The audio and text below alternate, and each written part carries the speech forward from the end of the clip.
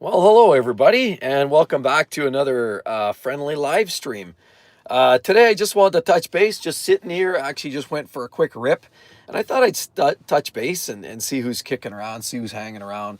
But most importantly, I was thinking about this the other day. We've all had those cars. We've all wish there's a car that we've all had in our lives that we wish we probably didn't sell.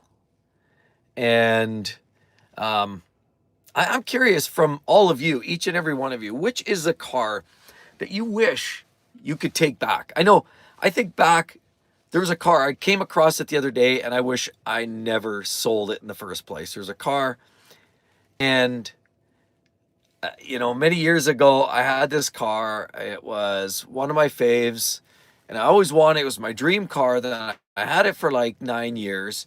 And then eventually I just I felt like I was ready to move on, and I moved on. And it was my old 930. Anybody out there have a car that you regret selling?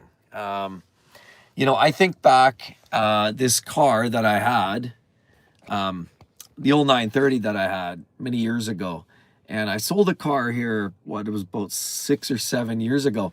And it was a car that now I still regret that I ever sold it, because if you've seen I did a video a while back about that, where I actually had to reunite with one of my dream cars, the car that started the channel, the car that this all started, this whole passion for doing YouTube, and this whole passion for talking about cars.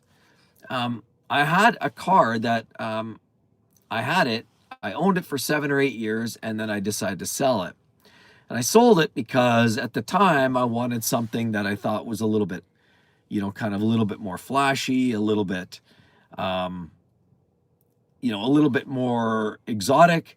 And so I started looking around, and I ended up buying the Gallardo. And a lot of you are aware of the Gallardo that I had, Gallardo, whatever you want to say it. And I love that car. That car was cool too. But I'm just curious, anybody out there have anything that, Alfa Romeo. Yeah, great choice. Yeah, I mean, there you go. See, there's always that one car out there. What do we got? Sold my 64 Healy 2000 Mark III. Yeah, see, that's just it. We always have that car. We think back, oh, I wish I never sold it. And I've had a few cars like that, but really only one car that stood out that I truly wish I kept in the garage. And I would have made room in the garage for it, because the old 930 was one of those cars that, not just from a value standpoint, because we all know that the air-cooled 911s are going up in crazy value right now. And it's just one of those kind of cars that it's just never going to get old in that regard. You can rebuild them, you can work on them yourself in your garage, and it's just such a great car. But the value proposition too, I look at the car that I replaced the Porsche Turbo with, and I bought the Gallardo, which was an '05, and I bought it for like $96,000, and I ended up putting a few bucks into it, drove it, put a clutch into it, and I ended up selling it pretty much broke even. So it was a free venture getting into the Lambo. I drove it for 6 or 7 years. I loved every minute of it. It was a very special occasion every time you drove it. But it's just the kind of car that there's other ones like it. So it was time to make it move, and it was time to start shopping for something new. But that whole time, the Lambo came and went. The Jag came and went. I've had other cars that come and went, but they never really stood up like the 930. The 930 was just one of those cars that I kind of wish I never got rid of. It's just, we have those cars in our mind and our history that we wish we never sold. I think of one of my first sports cars way back, a Fiat 500 or Fiat 3 CS Group 5 Racer. Oh yeah, that's what I'm talking about. See, cars like that you'll never find again. See, we're in a space now where all you have is these electronic widgets and big screen TVs, and you can watch almost an Amazon and Netflix while you're driving down the road. Not that you should, I never condone that. But it's almost just like so techy, so electronic, so the world of fast data transfer is here. In the meantime, you're forgetting what the actual drive, the analog driving experience, and going for a ride and listening to the sounds of the engine. Now, those are the great experiences that a lot of us, that we long for, we miss. Um, and so ultimately, I gotta say, like it's just one of those cars. And I'd like to hear your thoughts down below. And certainly, I'm gonna cut this short, but the point of this video is not really to say, hey, hey, look at me talk. That's not what this is about. This just relive. Think about the passion of the driving experience. I love driving. I love fun cars, fast cars, furious cars. And I always have. But I love luxury, and I love the driving, engaged driving experience. I love pulling gears and a manual, and any car that kind of livens up the driving experience just is a huge win. I love that F-Type R that I had. That was spectacular. The sounds, it created those aural senses you just can't get anywhere else. But it was just missing that one thing. It was an automatic, and as good as the automatic was in the F-Type, it's still not the same. It's just not quite the same as pulling gears. If I could have got a good old-fashioned rear-wheel drive manual 6-speed car that was in the F-Type with the exhaust and the power and the performance, that would have been the car for me, 100%, and that would have been a keeper forever. Just get F-Type R passed on. What do we got here? We got people here.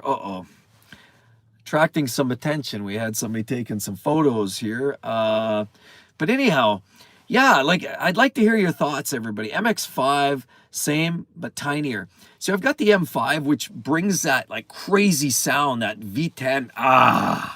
See, I didn't need the Lambo anymore. I got the V10 and the BMW. So that almost brings it. But again, the SMG. But some people say the old SMGs are better than the new gearboxes because the new dual clutches, well, not the M5s don't have dual clutch. We're talking 8 speeds now. But most of them are automatics these days, and they're easy to drive, and they're smooth. And sure, they're comfortable, but the SMG was kind of hits you every shift. It's like an Aventador. It's like a Murcielago. It's like the Gallardo.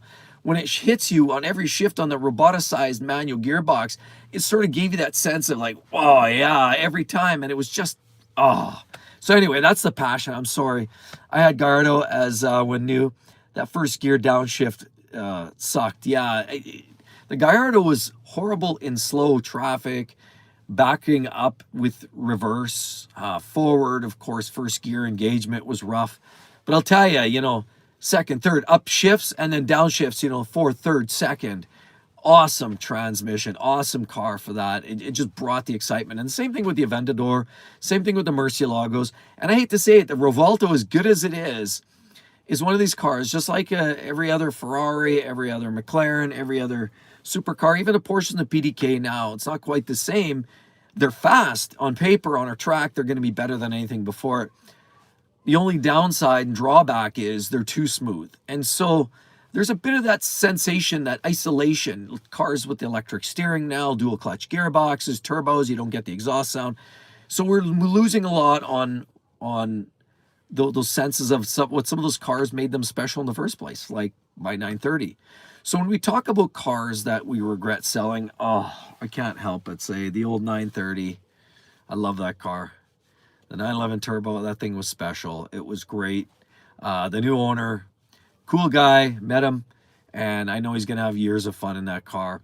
The market on those cars are going nuts, but I mean, I don't think those aren't money pits. I mean, even at the worst case, you buy right now high, they're not going down. I mean, those cars are losing. There's less and less of them on the road every year, and they're special in that analog sense, like I just said.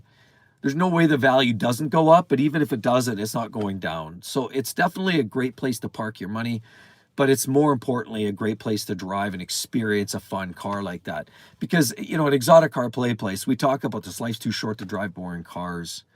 And I mean, what's the point in driving some of those basic cars?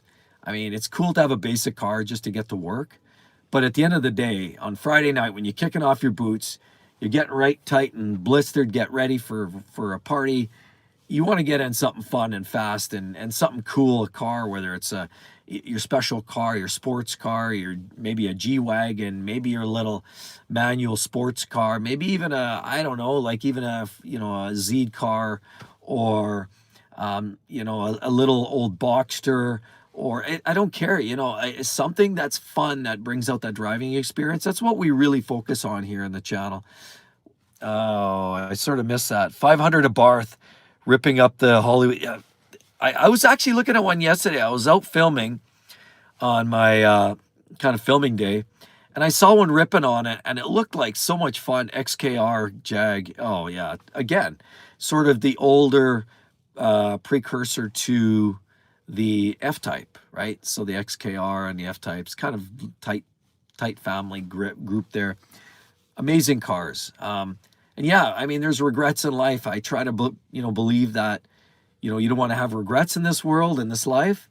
But you know, under breath, you know, under bated breath, there's always that little one. And the 930 was for me, that one. I kind of wish, I'm glad I bought the Gallardo and then the Jag and then the Ferrari, and I'm glad I've gone that route. But the same token, I should have kept a 911 turbo in the garage in tandem with it, because for the cost, for what it had into it, and the cost of ownership, it would have been a great and amazing car to actually own. And I should have just kept it.